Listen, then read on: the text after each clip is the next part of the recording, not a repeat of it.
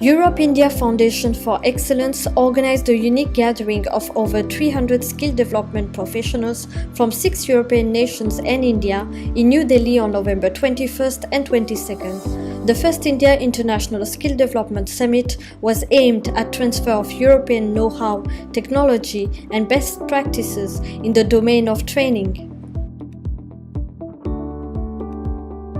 It was a beautiful summit, very well organized. I think the best part of the summit was the way it brought together partners from India and multiple other countries. We've had people from Switzerland, people from Germany, people from France and Brussels. So the way we were able to learn from each other, talk about best practices, talk about what works, talk about what doesn't work.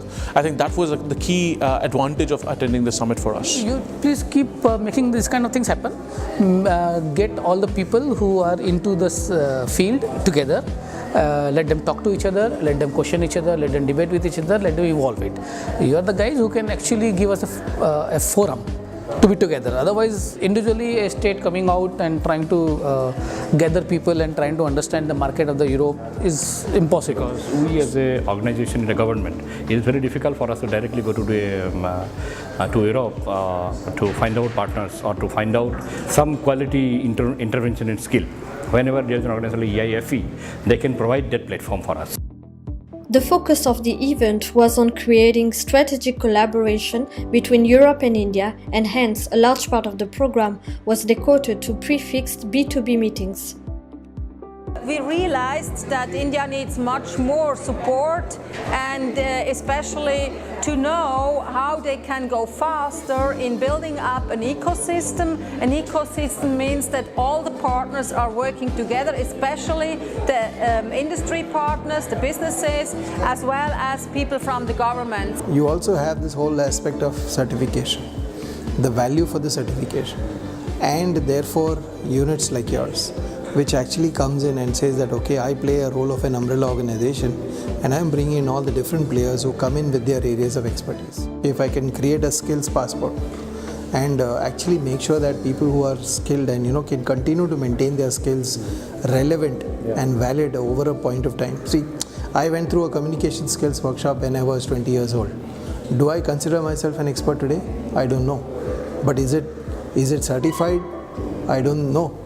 There is none of these things available. So it's up in the air and it's up to you to decide your own thing.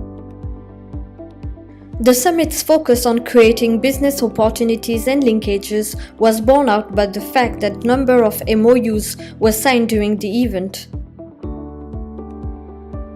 So to understand what exactly are the best practices in terms of training modules, training designs, the programs, the practices that these international expert institutes follow, where countries like Germany, who is at 75% on the skilling domain, or even US, which is at more than 50% skilling domain. So it is more to have even a learning experience from these entities who are present here as a EU representation and understand what best we can improve to enhance our quality and the delivery mechanism in the vocational training. You probably heard about the famous contract of Rafale between India and France, and that's why we are there in order to catch all the questions of training and employment. For that we have many contacts that we are organized in the coming days in some states, in Bangalore and other states. So that's the first thing, very important, because it is concrete things to do, and we do that with one of the subsidiary of our company UMM, which is Codifor. It's specialized in international actions like that.